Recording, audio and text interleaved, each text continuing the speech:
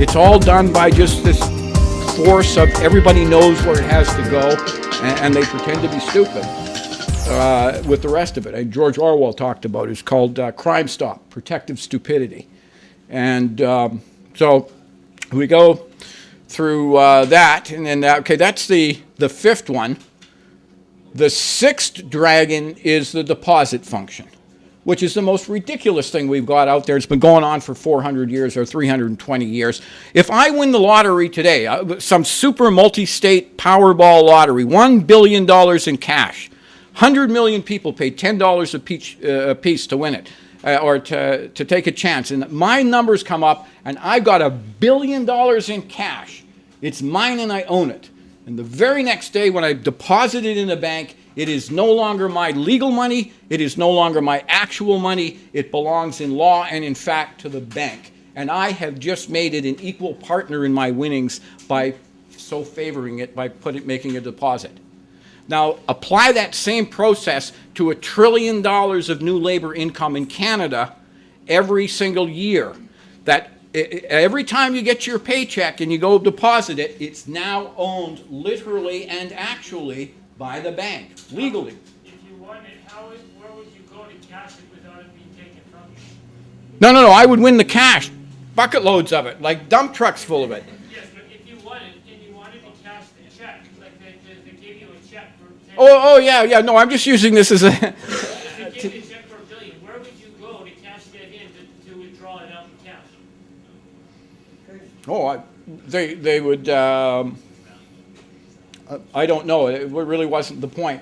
It's the fact that the right of property in the money itself is transferred to the bank, and there is no legal or equitable reason for that to be so, and yet we just go along like automatons generation after generation, and nobody, I mean, how can you have something that substantial, that obviously important, like, the same, the $10 billion a day in new interest charges, I mean, it's out by up to $1 billion a day. They're 10% for 40 years, and it now accounts for, we're talking about just that little math error I was telling you about as the second dragon, that with just that little thing, that now accounts for all debt everywhere. Without that math error, based on the payments that have been made, there is no debt. It's that significant. And it gets dismissed as, oh yeah, there's a little bit of a difference, but practically speaking, the difference is disregarded. And you got actual people going out there. If you go take out a payday loan today for $300 and you have to pay $400 in 14 days, that is 180,754%. That is the rate received by the payday loan company. That is what you would have to get on a savings account to be able to withdraw 33% of your money every 14 days. Or just after one 14 days. It doesn't matter whether it's ongoing or it's not. It's like saying, well, a drag racer really isn't going 300 miles an hour because it can only maintain it for a second or two.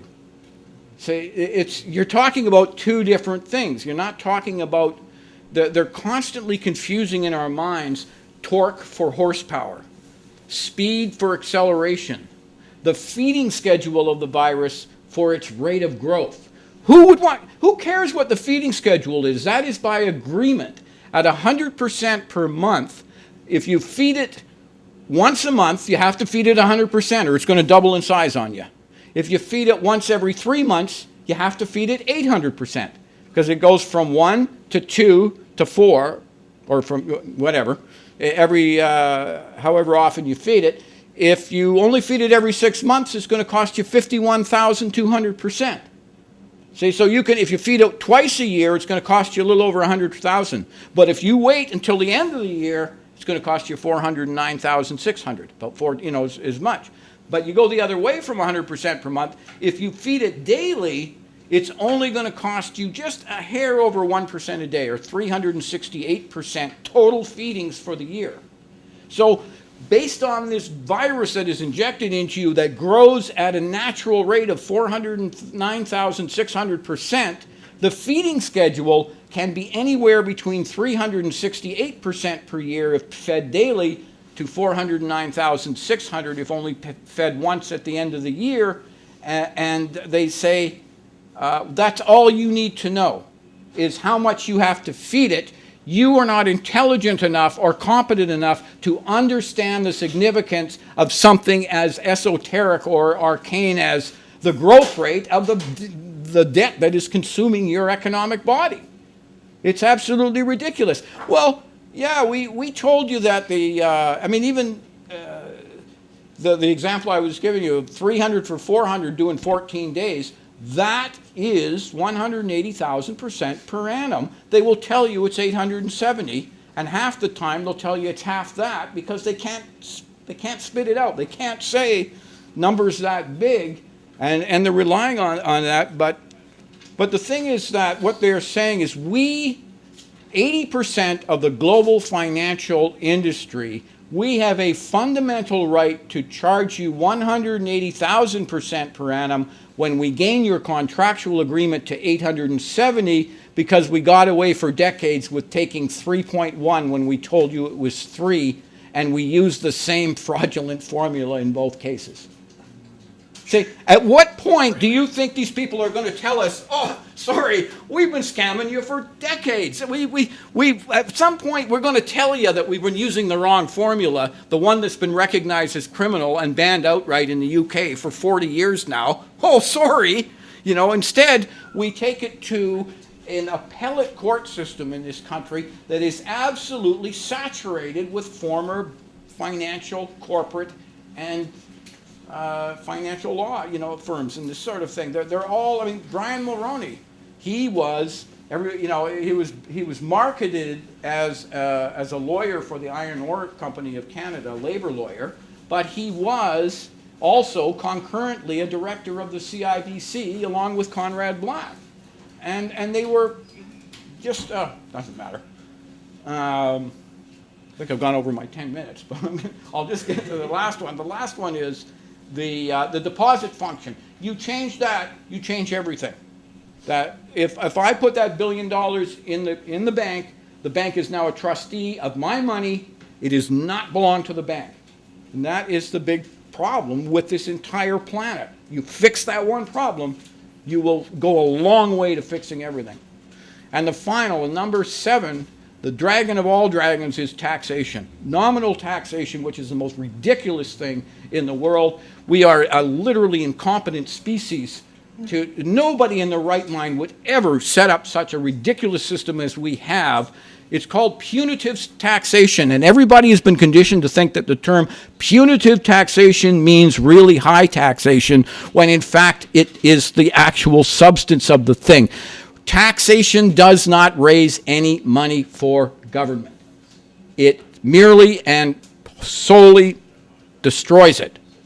When you take, if I go out, like it was an associate of mine asked me to look at his mortgage that he had been compelled to give. It was a commercial property in Victoria, and CRA, or not the Canada Revenue Agency, was demanding $3 million from him. And they demanded a mortgage in order to keep the wolf at bay. And then this was back in 2009, I think. And it was, at the time, deposit account rates were 1% what they were paying on it. And they wanted 9% calculated daily, or a real rate of about 9.5%. Now, there was a curious clause in the mortgage that said that that the mortgagor, the debtor, agrees that this mortgage shall represent the debt and shall not be taken to pay the debt only. And there was this other curious thing underneath that said that I hadn't seen before in all these years of reading this kind of stuff. And it said to the effect that the debtor agrees not to ask any questions about what happened to the $3 million of principal. Okay? So I started looking into this, and I thought, well, wait a minute. He actually went out and earned from his various enterprises $3 million. So he's got $3 million in cash.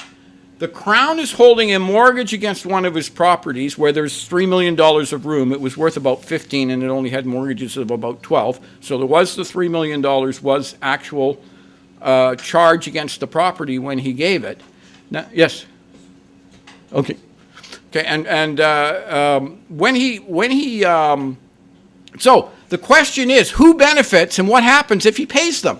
See, the instant that he paid them the $3 million in cash, the $3 million in cash ceased to exist, because it's evidence of Crown debt, and when it gets back to the Crown, it has no legal substance anymore. It's withdrawn from circulation. It's just so much linen or paper in the warehouse. Okay, so what they do is they make him $3 million poorer for the sake of destroying their own tax liability. That's gone. The $3 million tax liability that was outstanding is now gone. The Crown's $3 million mortgage is now gone. And they have to deleverage out of whatever $3 million of investments the Bank of Canada made with the $3 million of capacity that it had received from the mortgage. So objectively, the tax department or the Crown is $9 million poorer the instant it is paid the $3 million in cash. So the Crown is objectively harmed by the taxation, which is not taxation, it is vandalism. Legally, it's vandalism because there's nothing transferred to the Crown. It is the compelled destruction of your purchasing power for its own sake. No rational species would do this. This is just plain. What they're doing is it's the targeted destruction of purchasing power in order to keep the working poor and politically powerless for its own sake. And the fact that it's the same reasoning of these PhD mathematics who can't seem to say, well, yeah, they can give you the 365th root of the number and all the rest of it, but they can't tell the difference between the growth rate of a virus and what you have to feed it. Everything is what's called a systematized delusion. It's a false premise followed by a legitimate chain of reasoning leading to an insane result. That's in a 1912 law dictionary that was particularly appropriate. It describes every function of government, every financial institution on the planet, everything. Systematized delusions. That's all we're dealing with. So, anyway, I hope I've given you a good overview of what's going on out there. And that a lot of times what we're doing is we're getting involved and we deal with the minutiae, the little details, when the big stuff is staring us right in the face, and we need to do something about that. I mean, just getting rid of taxation, you just have to change the polarity of the system so that if you earn $100,000, and the government needs 30%, you just earned the right to advance $30,000 of credit to the government. And it's non-callable, non-interest-bearing. Government never has to pay it back. They just have to keep a record of how much you have invested in the country instead of call you a tax creditor or a tax investor instead of a tax debtor. And switch from law to equity. And you change everything. And it's costless. You can do it under the social insurance number system. The infrastructure is already there. You can change it tomorrow with the stroke of a pen. Amen. I'll leave you with that.